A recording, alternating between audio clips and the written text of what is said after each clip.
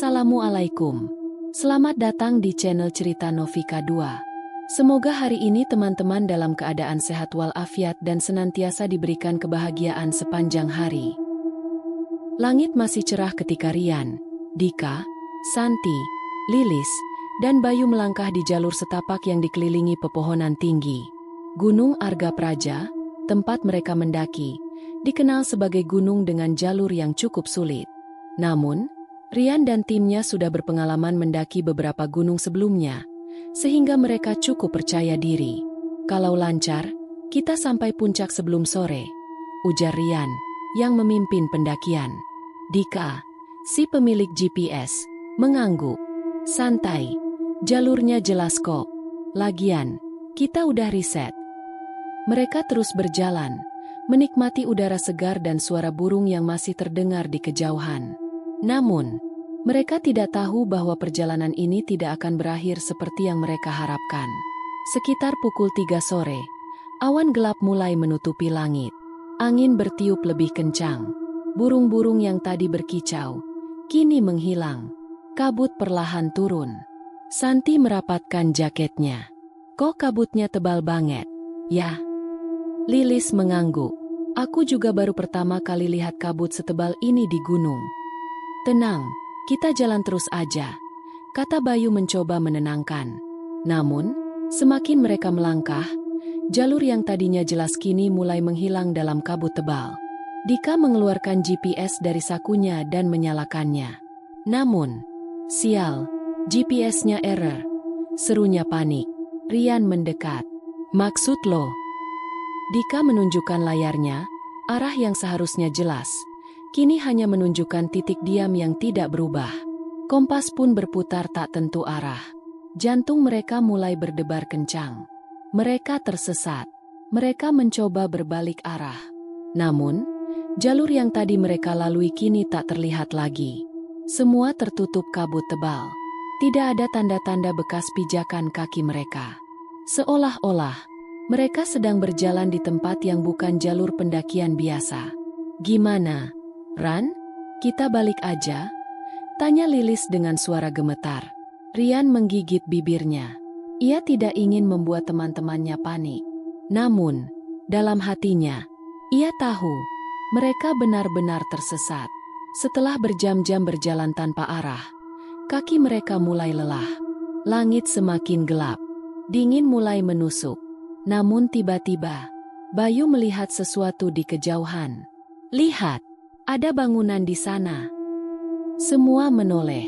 Di tengah kabut, tampak sebuah gubuk tua berdiri sendirian di antara pepohonan. Gubuk itu terlihat sangat tua dan lapuk, seperti sudah lama ditinggalkan. Namun, saat ini, itu satu-satunya tempat berlindung yang bisa mereka temukan. Mereka berjalan mendekati gubuk itu. Saat tiba di depan pintunya, Rian mengetuk pelan. Tidak ada jawaban. Dika mencoba mendorong pintu, dan pintu itu terbuka dengan mudah, mengeluarkan suara derit panjang. Mereka melangkah masuk, dan langsung merasakan hawa dingin yang aneh di dalamnya. Gubuk itu berisi beberapa perabotan tua yang berdebu. Ada meja kayu usang, rak kecil dengan botol-botol kaca, serta sebuah ranjang reot di pojok ruangan. Di dinding, ada beberapa coretan aneh dan tulisan yang sudah memudar. Dika mengernyit saat melihat sudut ruangan. Di sana, ada sesajen kering dan selembar kain dengan rajah yang sudah usang. Gak enak perasaan gue, bisik Dika. Namun, karena hari sudah gelap, mereka tidak punya pilihan selain bermalam di sana. Mereka tidak tahu bahwa keputusan itu akan menjadi awal dari teror yang mengerikan.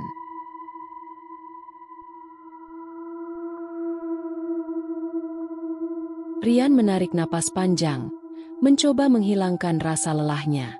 Hari itu terasa sangat panjang, mulai dari perjalanan mendaki, tersesat di tengah kabut, hingga akhirnya menemukan gubuk ini. Meskipun tidak nyaman, setidaknya mereka bisa berteduh dari udara dingin malam pegunungan.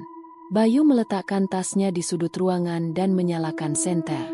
Cahaya redup menerangi ruangan yang kecil dan sempit. Dinding kayu gubuk itu penuh dengan retakan, seolah-olah sudah lama ditinggalkan. Atapnya berlubang di beberapa bagian, memungkinkan angin malam masuk dan membuat udara semakin dingin. Ya Tuhan, tempat ini beneran kayak gubuk film horor, gumam Lilis, merapatkan jaketnya. Daripada di luar, mending di sini kan, ujar Rian, berusaha tetap berpikir positif. Namun, ia tidak bisa menepis perasaan aneh di dalam gubuk itu. Seolah-olah mereka sedang diperhatikan. Saat mereka mulai mengatur barang dan mencari tempat untuk duduk, Santi memperhatikan isi ruangan dengan lebih saksama. Di salah satu sudut ruangan, terdapat rak kayu kecil berdebu yang dipenuhi dengan barang-barang lama. Ada cangkir tanah liat yang retak, piring kaleng berkarat, dan pisau kecil yang tumpul. Di pojok lainnya, ada ranjang kayu tua dengan kasur kapuk yang terlihat kusam dan kotor. Seakan-akan seseorang pernah tinggal di sini, tapi sudah lama pergi atau menghilang. Bayu menyalakan senter dan mengarahkannya ke salah satu dinding. Di sana, terdapat coretan samar yang hampir tidak terlihat. Tulisan itu sudah memudar, tapi masih bisa terbaca. Jangan buka pintu setelah tengah malam. Mereka ada di luar. Dika, yang sejak tadi memperhatikan lantai gubuk, menyadari sesuatu di salah satu sudut ruangan. Di dekat ranjang, ada beberapa benda aneh yang tampaknya sudah lama ditinggalkan. Ia mendekat dan melihat lebih jelas. Sebuah mangkuk berisi abu hangus, sisa lilin merah yang sudah meleleh, dan beberapa lembar kertas bertuliskan rajah kuno. Di sekelilingnya, ada butiran beras dan bunga kering yang sudah hancur. Dika mengerutkan dahi. Ini kayak sesajen, bisiknya pelan. Rian mendekat dan ikut melihat. Mungkin ini ritual buat minta keselamatan, gumamnya. Namun, Lilis langsung merasa tidak nyaman. Gak usah disentuh, ya? Gue gak suka lihat beginian. Dika mengangguk, tapi hatinya mulai tidak tenang. Siapa yang pernah melakukan ritual di sini? Dan yang lebih penting, untuk apa? Langit semakin gelap. Udara malam menjadi lebih dingin dari yang mereka perkirakan. Kabut tebal masih menyelimuti bagian luar gubuk. Angin malam berhembus masuk melalui celah dinding kayu, menciptakan suara lirih yang terdengar seperti bisikan. Santi menggigil dan menarik selimut dari dalam ranselnya. Dingin banget. Ini lebih dingin dari yang gue kira. Dika menghela napas, menyalakan kompor portabel dan mulai merebus air. Kita bikin kopi aja, biar badan anget. Sementara itu, Bayu duduk di dekat jendela, melihat keluar ke dalam kegelapan hutan. Dan saat itulah, ia menyadari sesuatu. Awalnya, hanya terdengar suara dedaunan yang tertiup angin. Namun, setelah beberapa saat, ada suara lain. Suara yang tidak berasal dari mereka berlima. Sebuah suara, seperti langkah kaki yang menginjak ranting kering di luar gubuk. Dengar gak? Bisik Bayu. Semua langsung terdiam. Dan saat mereka benar-benar fokus, kruk, suara itu terdengar lagi. Lilis menelan ludah. Mungkin hewan. Rian mengangguk, meskipun dalam hatinya, ia tidak yakin. Hewan apa yang berjalan di tengah malam? Dengan langkah kaki yang terlalu teratur seperti manusia? Dika mencoba menenangkan diri dan mengambil cangkir kopinya. Namun, saat ia menoleh ke arah Bayu yang masih duduk di dekat jendela, ia melihat sesuatu. Refleksi kaca jendela. Seharusnya hanya menunjukkan bayangan mereka berdua. Namun kini, di balik Bayu, ada sosok lain. Sosok hitam, tinggi, tanpa wajah. Dika merasa tubuhnya membeku. Ia mencoba berbicara, namun tenggorokannya terasa kaku. Sosok itu bergerak. Dan saat Dika menoleh keluar, tidak ada siapa-siapa.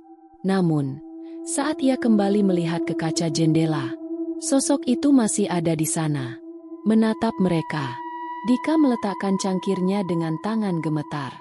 Gue gak enak perasaan, bisiknya. Bayu menoleh, melihat keluar jendela. Namun ia tidak melihat apa-apa. Namun, saat itu juga, angin di dalam gubuk tiba-tiba berhenti. Seolah-olah udara membeku, dan suara dari luar juga menghilang.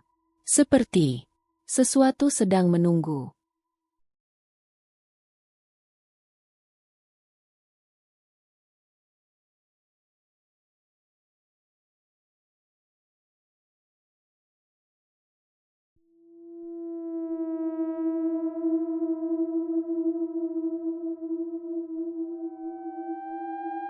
Udara di dalam gubuk semakin dingin.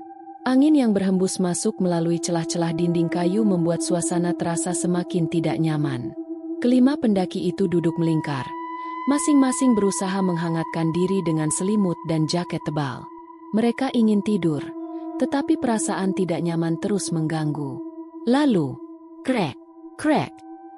Santi yang sedang memejamkan mata tiba-tiba membuka matanya lebar-lebar. Suara itu, seperti ada seseorang yang sedang berjalan di luar gubuk. Ia menoleh ke teman-temannya, mencoba memastikan apakah ada yang mendengar suara yang sama. Namun semua orang masih terdiam. Hanya ia yang sadar. Krek, krek. Langkah kaki itu terdengar lagi. Dan kali ini, langkah itu semakin dekat. Santi menelan ludah dan menggenggam jaketnya lebih erat. Ia mencoba menenangkan diri dan berbisik. Kalian dengar suara itu gak? Bayu, yang duduk paling dekat dengan jendela, langsung menoleh. Matanya menyipit. Mencoba mencari sesuatu di luar. Dengan perlahan, ia mengangkat senter dan mengarahkannya ke jendela. Namun, yang ia lihat hanya kegelapan hutan. Tidak ada apa-apa, tidak ada sosok, tidak ada bayangan. Tetapi, perasaan diawasi semakin kuat. Bayu menelan ludah dan mundur perlahan. Gak ada apa-apa di luar, tapi gue yakin ada yang liatin kita. Setelah beberapa menit berlalu, semua mencoba mengabaikan perasaan tidak nyaman dan kembali tidur. Namun, Lilis tiba-tiba menjerit. Semua orang langsung terbangun dan menoleh ke arahnya. Kenapa, Lis? Tanya Rian panik. Lilis terengah-engah. Wajahnya pucat pasi. Selimut gue, ada yang narik, katanya dengan suara bergetar. Mereka semua terdiam dan menatap selimut Lilis yang kini sudah setengah terlepas dari tubuhnya. Dika mencoba berpikir logis. Mungkin tadi selimut lo ketarik sendiri. Lilis menggeleng cepat. Enggak, ini ditarik, pelan-pelan, kayak ada yang nyeret. Jantung mereka semakin berdebar kencang. Kini mereka sadar. Mereka tidak sendirian. Semua orang kini duduk lebih dekat. Tidak ada yang berani tidur lagi. Dika mengecek jam tangannya. Pukul 12.48 malam. Mereka masih harus bertahan hingga pagi. Namun tiba-tiba, krek! Pintu gubuk bergerak. Mereka semua membeku di tempat. Krek! Pintu itu perlahan terbuka sedikit. Lalu sedikit lagi. Hingga akhirnya, terbuka lebar. Udara dingin langsung masuk ke dalam ruangan. Dan di depan pintu, tidak ada siapa-siapa. Hanya kegelapan hutan yang sunyi. Santi menutupi mulutnya dengan tangan, hampir menangis. Dika mengangkat senternya dan menyorotkan cahaya keluar. Dan saat itulah, mereka melihat sesuatu. Di tanah, tepat di depan pintu, terlihat bekas tapak kaki. Tapi bukan bekas sepatu atau sandal. Bekas kaki telanjang dan basah. Seolah-olah seseorang telah berjalan di tengah hutan dengan kaki yang penuh lumpur dan air. Rian langsung mundur. Siapa yang tadi buka pintu? Suaranya mulai bergetar. Bayu menggeleng. Kita semua di dalam. Santi menggigit bibirnya. Nyaris menangis. Berarti, bukan kita yang buka. Mereka semua memandang ke arah luar gubuk dengan ketakutan. Dan saat itulah, Dika menyadari sesuatu yang lebih menyeramkan. Tapak kaki itu mengarah masuk ke dalam gubuk, bukan keluar, ke dalam. Seolah-olah seseorang atau sesuatu telah masuk ke gubuk dan kini bersembunyi di dalam. Setelah menyadari hal itu, tidak ada yang berani bergerak. Mereka hanya duduk saling berdekatan, memegang senter dan pisau lipat sebagai satu-satunya perlindungan. Dika mencoba menelan ketakutannya dan berbisik. Jangan tidur. Kita harus tetap bangun sampai pagi. Bayu mengangguk cepat. Santi memeluk lututnya, berusaha tidak menangis. Lilis berulang kali melihat ke belakangnya. Takut sesuatu akan muncul dari sudut gelap ruangan. Rian menggenggam pisaunya erat-erat. Di luar, angin berhembus semakin kencang. Di dalam, udara terasa semakin dingin. Dan mereka tahu, mereka tidak sendirian. Mereka bisa merasakan sesuatu di dalam ruangan bersama mereka. Namun mereka tidak tahu di mana sosok itu bersembunyi.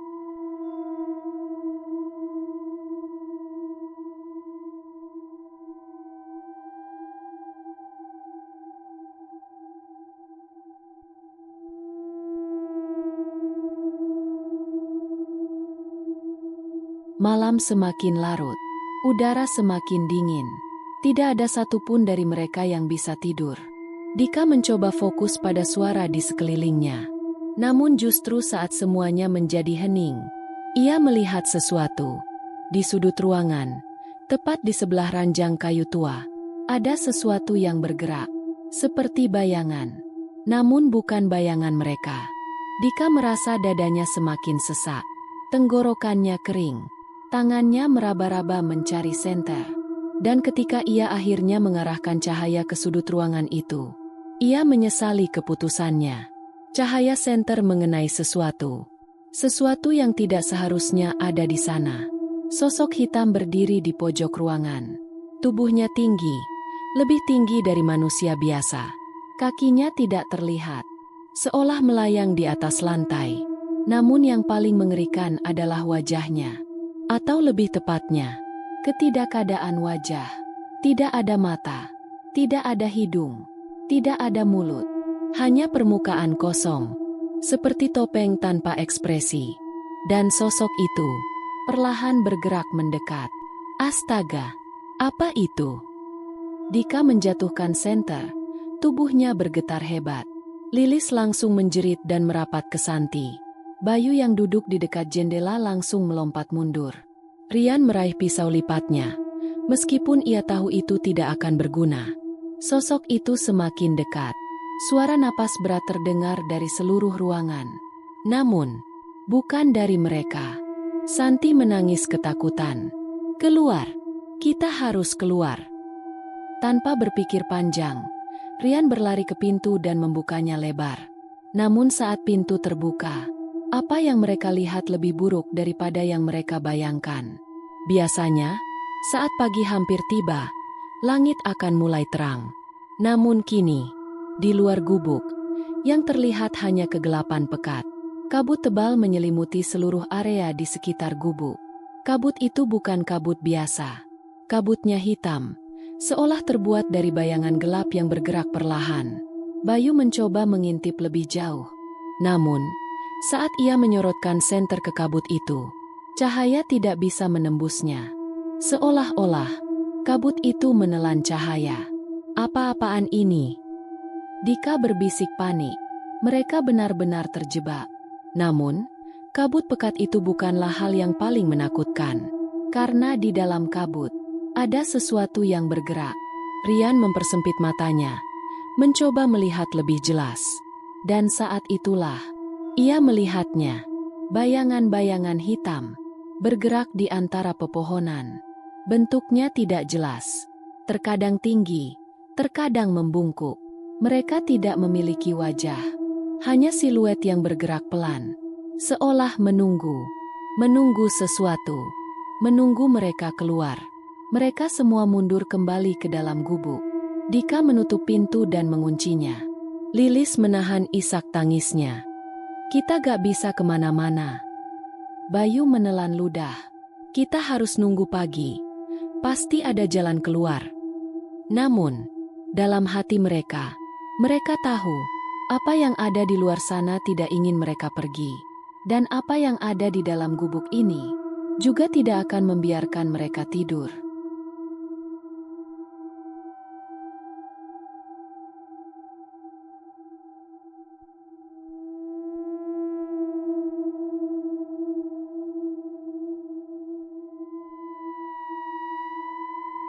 Mereka tidak punya pilihan. Keluar bukanlah opsi, karena kabut hitam dan bayangan-bayangan gelap masih mengintai di luar. Akhirnya, mereka memutuskan untuk tetap di dalam. Dika mengunci pintu dengan kayu yang ia temukan di dalam gubuk. Santi menggenggam tangan Lilis erat-erat. Matanya masih berlinang air mata. Bayu dan Rian memegang senter dengan tangan gemetar, siap menyorotkan cahaya kapan saja. Tidak ada yang berbicara. Tidak ada yang bisa menenangkan perasaan mereka. Mereka hanya bisa menunggu. Menunggu sesuatu yang mereka tidak tahu kapan akan berakhir. Malam terus berlalu. Namun, suara-suara tidak berhenti. Tok, tok, tok. Seseorang atau sesuatu mengetuk jendela. Mereka membeku. Tidak ada yang berani menoleh ke arah suara itu. Lilis mulai menangis dalam diam. Namun, suara itu tidak berhenti. Tok, tok, tok. Lalu, krek. Pintu mulai bergetar. Seperti ada seseorang yang mencoba membukanya dari luar. Mereka semakin menggenggam tangan satu sama lain. Rian menggertakkan giginya, mencoba tetap tenang. Namun, bagaimana mereka bisa tenang jika sesuatu sedang mencoba masuk? Senter Bayu perlahan bergetar di tangannya. Tanpa sadar, ia mengarahkannya ke jendela. Dan saat itu juga, semua darah di tubuhnya terasa membeku. Di luar, ada wajah yang menempel di kaca jendela. Wajah hitam, tanpa mata, tanpa mulut. Hanya bentuk kepala gelap yang tidak seharusnya ada di sana. Bayu langsung menjerit dan mundur. Ada di jendela. Ada di jendela. Semua orang berbalik melihat.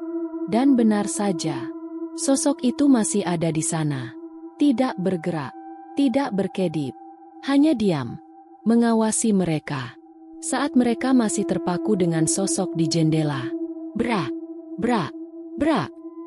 Pintu gubuk tiba-tiba digedor keras. Seperti ada sesuatu yang benar-benar ingin masuk. Brak, brak, brak. Semua orang berteriak panik. Dika mencoba menahan pintu dengan tubuhnya. Namun, pukulan dari luar semakin keras. Jangan sampai pintunya terbuka, seru Rian. Namun, entah sampai kapan mereka bisa bertahan. Karena di luar sana, apapun itu, tidak akan berhenti sampai mereka keluar. Mereka tidak tahu sudah berapa lama terjebak dalam kegelapan ini. Namun, di tengah kepanikan, suara gedoran berhenti. Jendela tidak lagi dipenuhi bayangan hitam. Angin malam bertiup perlahan ke dalam gubuk. Mereka saling menatap, tidak yakin apa yang terjadi.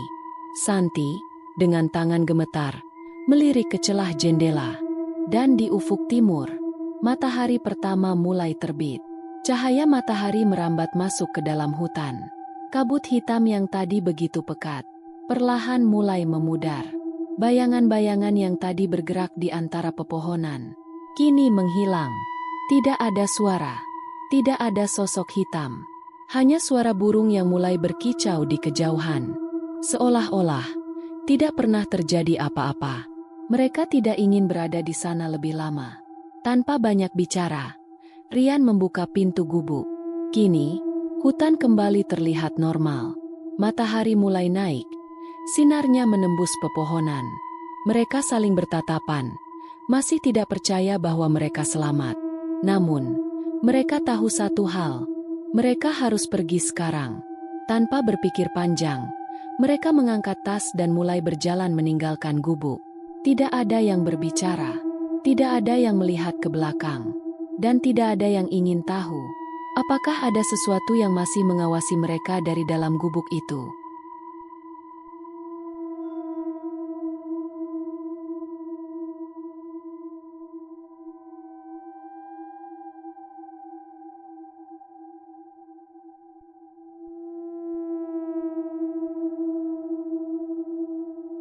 Langkah mereka terasa berat saat akhirnya mencapai jalur utama pendakian. Setelah semalam penuh ketakutan, mereka hanya ingin segera pulang. Matahari kini telah sepenuhnya naik, memberi kehangatan setelah malam yang begitu dingin. Namun, meski tubuh mereka telah turun dari gunung, pikiran mereka masih tertinggal di sana. Di gubuk itu, di tempat mereka tidak seharusnya berada. Saat mereka sampai di titik perhentian terakhir, semua orang saling berpamitan. Kita harus jaga komunikasi, kata Rian. Kalau ada yang ngerasa gak enak, langsung bilang. Santi mengangguk cepat. Gue cuma mau tidur dan lupa semua kejadian itu. Semoga kita bisa lanjut hidup normal, gumam Dika. Meski dalam hatinya ia ragu. Satu persatu, Mereka naik ke kendaraan masing-masing dan pulang ke rumah. Namun, ketakutan mereka tidak berakhir di hutan itu. Sesuatu telah ikut pulang bersama mereka. Malam pertama setelah pulang, Rian mencoba tidur lebih awal. Ia berharap mimpi buruknya selesai di gunung. Namun, saat ia hendak memejamkan mata, ada sesuatu yang bergerak di sudut kamarnya. Awalnya, ia berpikir itu hanya bayangan lemari atau ilusi karena kelelahan. Namun semakin lama, bayangan itu semakin jelas. Sosok tinggi, tanpa wajah, berdiri diam di sana. Mengawasinya, Rian menutup matanya erat-erat. Ia tidak berani bergerak. Namun, saat ia mencoba mengintip lagi, bayangan itu semakin dekat. Santi tinggal sendirian di rumah kontrakannya. Saat ia akhirnya berbaring di kasur dan menarik selimut. Tok, tok, tok. Ia langsung menegang. Ada suara langkah kaki. Di dalam rumahnya, ia mencoba meyakinkan dirinya sendiri. Mungkin tikus, atau suara dari rumah sebelah. Namun, suara itu terus berlanjut. Pelan, teratur, seperti seseorang yang berjalan di ruang tamunya. Dengan napas tertahan, Santi menggenggam ponselnya. "Halo, Rian? Lo bisa telepon gue?" bisiknya ketakutan. Namun, saat Rian menjawab, suara langkah itu tiba-tiba berhenti. Santi tidak tidur malam itu. Bayu masuk rumahnya dan langsung menuju kamar mandi untuk mencuci muka. Ia melihat pantulan dirinya di cermin, mencoba menghapus bayangan ketakutan yang masih menempel di pikirannya. Namun, saat ia melangkah keluar, kakinya menginjak sesuatu yang dingin. Ia melihat ke lantai. Ada tapak kaki basah. 1, 2, 3. Tapak kaki itu memimpin ke dalam kamarnya. Bayu mendadak lemas. Ia tinggal sendirian. Jadi, siapa yang meninggalkan jejak itu? Setiap kali Dika memejamkan matanya, ia kembali ke gubuk itu. Dalam mimpinya, ia berdiri di depan gubuk tua yang kosong. Namun, pintunya terbuka perlahan. Ia mencoba berbalik, tapi tubuhnya tidak bisa bergerak. Dari dalam gubuk, seseorang mulai berjalan keluar. Sosok hitam itu, tanpa wajah. Dan dalam setiap mimpi buruknya, sosok itu semakin dekat. Hingga suatu malam, saat ia terbangun ketakutan, ia melihat ke sudut kamar.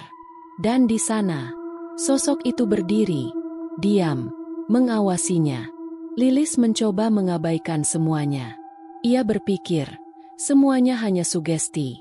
Namun, pada malam ketiga setelah pulang, saat ia tidur, ia merasakan sesuatu menarik selimutnya.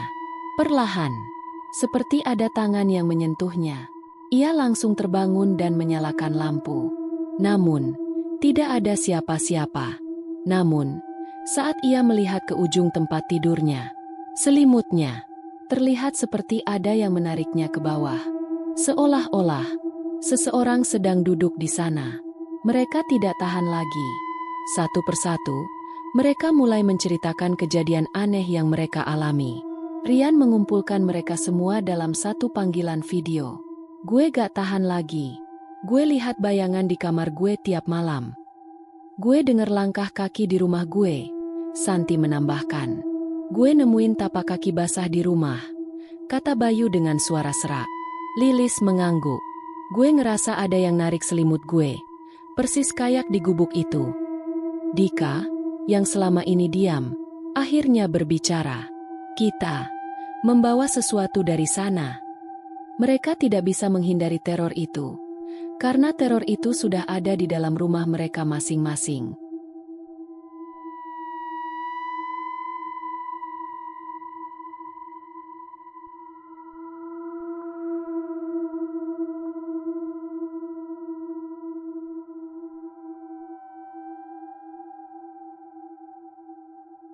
Setelah beberapa hari penuh kejadian aneh, mereka memutuskan untuk bertemu kembali.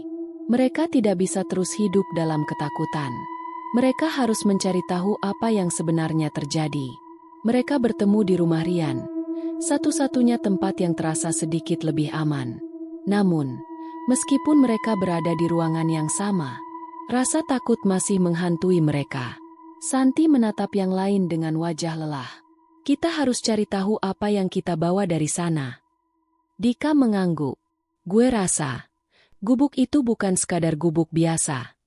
Dika mengambil napas dalam. Gue ingat waktu kita pertama kali masuk ke dalam gubuk.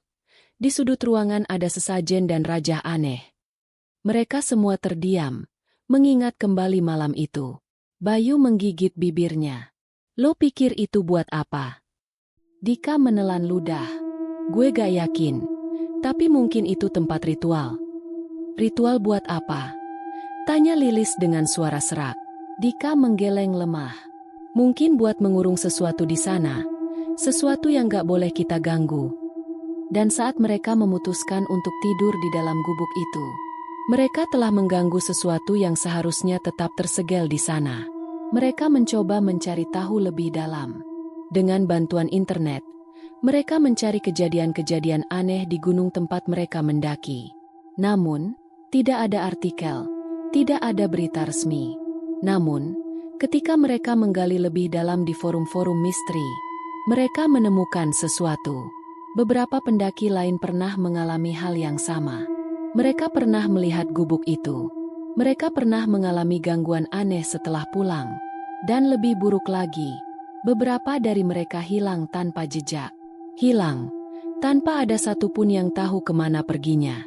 Santi, yang sudah tidak tahan lagi, mencoba mencari bantuan. Ia mendatangi seorang paranormal dan meminta pembersihan energi di rumahnya.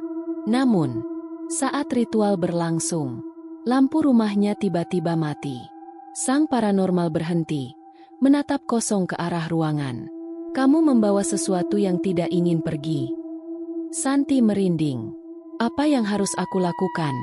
Tanyanya ketakutan. Namun, paranormal itu hanya diam. Ia perlahan berdiri dan pergi begitu saja, tanpa mengatakan apapun.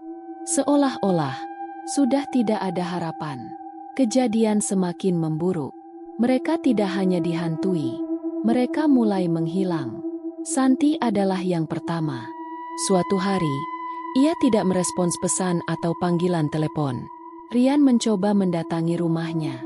Namun, rumahnya kosong. Pintu tidak terkunci. Lampu masih menyala, dan ponselnya masih ada di atas meja.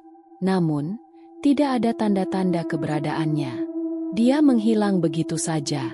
Setelah itu, Bayu menyusul. Dika meneleponnya malam sebelumnya. Namun panggilannya hanya masuk ke voicemail. Saat Rian mencoba menghubungi keluarganya, orang tua Bayu mengatakan bahwa Bayu belum pulang ke rumah sejak 2 hari lalu. Sama seperti Santi, ia menghilang tanpa jejak. Dika mencoba mendatangi rumahnya. Namun, saat ia tiba, pintu rumahnya terbuka. Di dalam ruangan kosong, tidak ada suara, tidak ada siapa-siapa. Hanya tapak kaki basah di lantai menuju kamarnya. Dika mundur dan lari secepat mungkin. Namun, ia tahu giliran dia akan segera tiba. Sekarang, tinggal Rian dan Dika. Mereka tahu tidak ada jalan keluar. Tidak ada tempat untuk bersembunyi. Gubuk itu telah mengikat mereka. Mereka mencoba meninggalkan kota. Namun, dimanapun mereka pergi, mereka tetap melihat bayangan hitam itu. Tetap mendengar suara langkah kaki. Tetap merasakan kehadiran sesuatu. Sesuatu yang tidak akan berhenti sampai mereka menghilang. Dan akhirnya, mereka pun menghilang. Seorang pendaki lain menemukan sesuatu di gunung itu. Sebuah buku catatan. Buku catatan milik Rian. Di dalamnya, ia menuliskan semua kejadian yang mereka alami. Mulai dari malam pertama di gubuk, hingga satu persatu dari mereka menghilang. Dan di halaman terakhir, ada tulisan dengan huruf yang gemetar. Aku tahu aku akan jadi yang berikutnya. Siapapun yang membaca ini, tolong jangan masuk ke gubuk itu.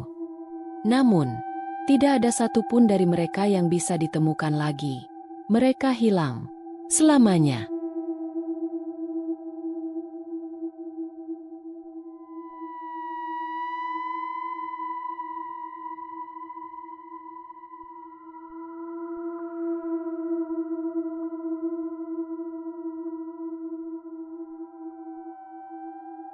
Demikian cerita hari ini. Semoga teman-teman dapat terhibur dan dapat mengambil hikmah kebaikan isi di dalamnya. Jangan lupa juga bagikan cerita ini kepada teman-teman yang lain agar mereka juga bisa mendapatkan hiburan yang sama. Mohon maaf apabila ada kesalahan kata dan ucapan kami dalam membacakan cerita ini. Terima kasih dan wassalamualaikum.